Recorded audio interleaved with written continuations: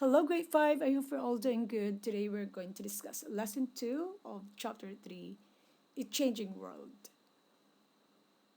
Let's start with the learning objectives of the lesson. First, describe the aims, obstacles, and accomplishments of early explorers. And number 2, trace the routes of the explorers and identify the areas they claim. Alright, so let's proceed with our vocabulary. We have only two challenging words in this lesson, grade 5, so let's find out. First is isthmus. By the way, it's silent T, so we say the word as isthmus. Okay, it is a narrow strip of land that connects two large land areas. It is between grade 5, two bodies of water that connects two larger masses of land. Okay, look at example. We have the Isthmus of Panama that connects North America and South America. Okay, number 2 is treaty or an agreement between two countries. It is a written agreement, grade 5, that consists international law. Okay, the parties may be countries or other important group. And one of the famous treaties is the Treaty of Tordesillas. It is an agreement between Portugal and Spain. So we're going to find out more as we continue the lesson. Now study the map, grade 5. Okay, it shows here the old world and the new world. Do you have an idea what's the difference? Alright, these are the terms used during the age of exploration and like early 16th century. Okay, in the West during that time, the term old world is used to refer to Asia, Africa, and Europe. And generally, old world refers to a part of world that was known to its citizens before it came into contact with the Americans. So on the other hand, the New World refers to Americas, and it's inclusive of North America, South America, and Central America. So the Old World contrasts with the New World. Now, grade 5, let's find out the England explorers. Okay, so let's start with John Cabot. King Henry VII of England heard of Columbus' success for Spain. Okay, just to recap, Columbus is an explorer who was able to convince Queen Isabella and King Ferdinand of Spain to pay for his trip, right? Columbus actually, grade 5, returned 3 times to what he thought was the Indies. He never found great riches, but he did show that it was possible to sail across the Atlantic. So that trip of Columbus inspired several European rulers, and one of them was King Henry VII of England. So the king paid an Italian sailor named Giovanni Caboto to lead an expedition sailing west across the Atlantic. And the English called him John Cabot.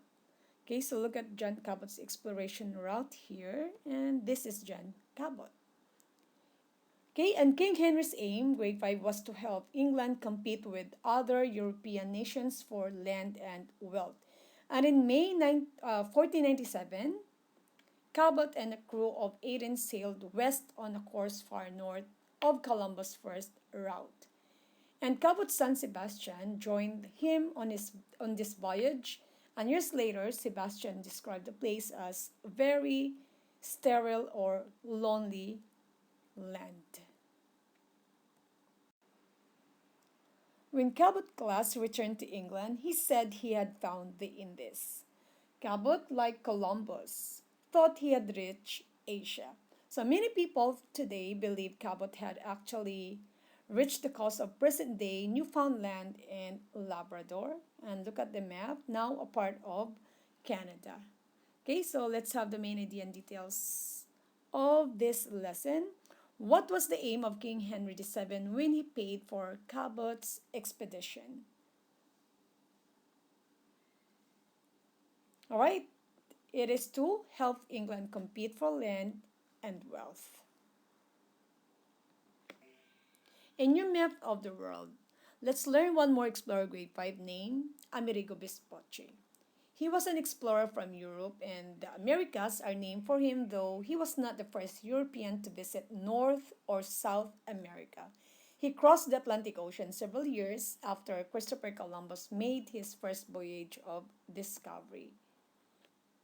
Not everyone class believed that Columbus and Cabot had found Asia, so Amerigo Vespucci of Italy aimed to find out for himself.